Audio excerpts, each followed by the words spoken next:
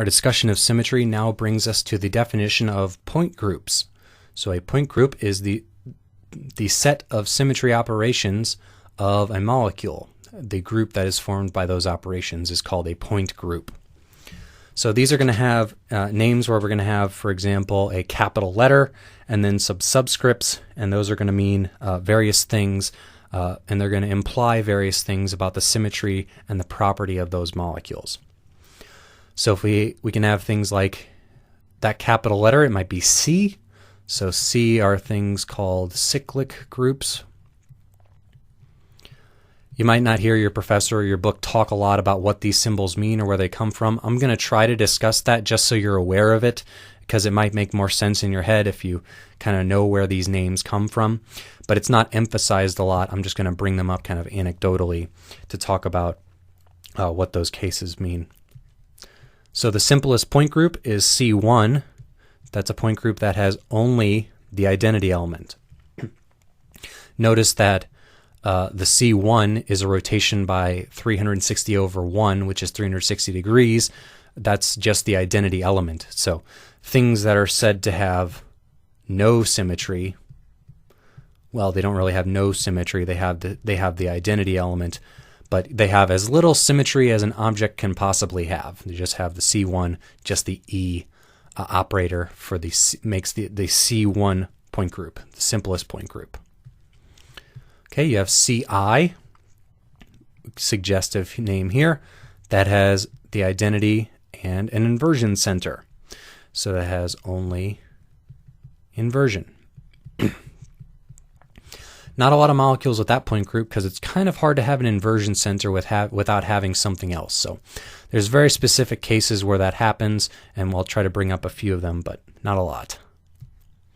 Okay, and another simple point group with just two elements is CS.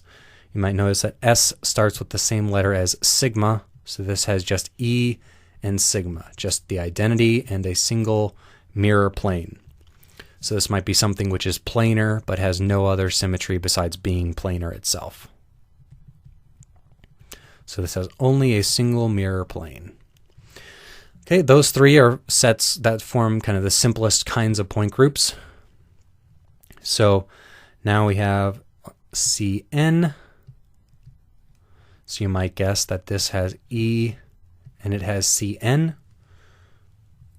So it has only a CN axis, where N, again, is going to be some integer belonging to the set of integers. So this could be C2, C3, C4, C5, C6. Also not very common because it's also kind of hard to have some higher axes of symmetry without having some other elements in there as well. So also not a very common point group. Okay, now one that is much more common that has some of our favorite molecules in it, CNV, which has E, CN, and it has N of sigma V. So for example, water is C2V. This has E, C2, and then it has two sigma V's, sigma V and sigma V prime. So water has four symmetry elements. So you kind of think of water as having some kind of symmetry. It does have four symmetry elements there, which is much more than the one, which is the minimal number that you can have. Okay, so that has lots of examples of that. And I'll show examples of these in later videos as well. Lots and lots of examples. Okay, CNH also happens, less common than these groups as well, but that has E, it has CN, and it has sigma H, and it also has I if the modulus of N with 2 is equal to 0. So basically, if N is even, then this has an I. If N is odd, then no. So if it's even, if it's C2H, there is an I. C3H does not. C4H does, etc. Okay, so those are all of the cyclic groups. Then you might have the letter D in front of them, which is for dihedral groups. Not necessarily helpful, but just that's where the letter comes from. And there are 3 dihedral groups, or sets of dihedral groups, really, because, there's C2, C3, C4, so there's as many as you want of these CN groups, but there are far fewer of them in practice, and they all have the same types of elements. Similarly here, we have a DN group, where that has E, it has CN, and then it has N C2 axes, which are perpendicular to CN. So CN is the principal axis, then it has N C2 axes, which are perpendicular to that. So D4 would have a C4 and then 4 C2 axes, which are perpendicular to it. Also not very common, because you have to. It's weird to have that and not have some other elements. Those are also some of the toughest ones to visualize. Okay, we have DND, also one that's getting kind of hard to visualize. So you have E, CN, you have N C2s, which are perpendicular to the CN, to the principal axis. You also have N sigma Ds, and you have S2N. So D and D, we'll see examples of what kind of molecules that can entail, but you can see we're getting more symmetric because we're getting lots and lots of symmetry elements as we go here. And now one of the most common very symmetric groups for molecules, these involve things like benzene and also ethylene, as we showed as examples in previous videos. DNH is have E, CN, NC2s, which are perpendicular to that. You have sigma H. You have N sigma Vs. And you have an SN. So benzene has all of these. It has a C6. It has 6 C2s, which are perpendicular to the C6. It has sigma H. They're all in a plane, which is perpendicular to C6. It has 6 sigma Vs, which are parallel to our CN, and are perpendicular to the sigma H. And it also has an S6. So, and then also that this is going to have an I if it is an even number as well.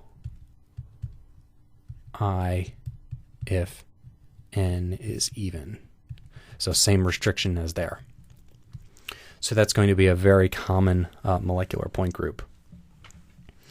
Okay, then we get the things that are called the cubic groups, which are very, very symmetric things. T, which is tetrahedral, is where the T comes from. So a tetrahedron, something like methane, is TD. We have O, which is octahedral, which is basically the point group of a cube. Again, a very symmetric object. That's called OH.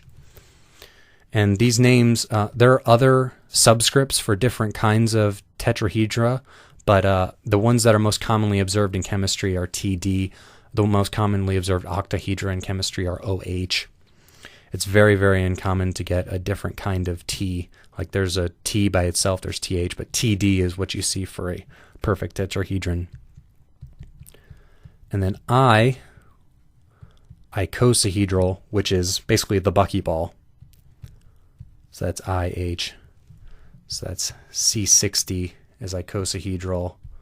Something like SF6 looks like a cube, octahedral. And something like CH4 methane is tetrahedral. Okay, so those all seem very, very symmetric, but then we can go even one level higher into linear groups, which are the most symmetric of all. So 2 linear groups we have are, those are going to be C infinity V. Now you can probably guess what this has here based off the definition of CNV. Here the N is just infinity in a linear molecule. So this has an E. It has a C infinity axis. It's perfectly symmetric. cylindrically symmetric around an axis, like a linear molecule, like carbon monoxide or HF. And then it's going to have infinity CV, an infinite number of mirror planes around that axis. And then our most symmetric group we can encounter for a molecule is going to be D infinity H, which is like homonuclear diatomics H2, O2, F2, etc. Or even something like acetylene C2H2 or CO2. It's got that C infinity. It's got infinity C2s parallel to it. It's got infinity sigma V's. Did I write the infinity sigma V up here? Sorry, this should be a sigma. Infinity sigma V. Okay, and has sigma H, and it has S infinity. Okay, so this is the example of homonuclear diatomics. These are heteronuclear diatomics and other diatomics like that. Okay, so these are some of the examples of the names of point groups, the types of elements that they have. So in the next two videos, we'll look at what are some examples of these and how do we go about determining what these are for a given molecule.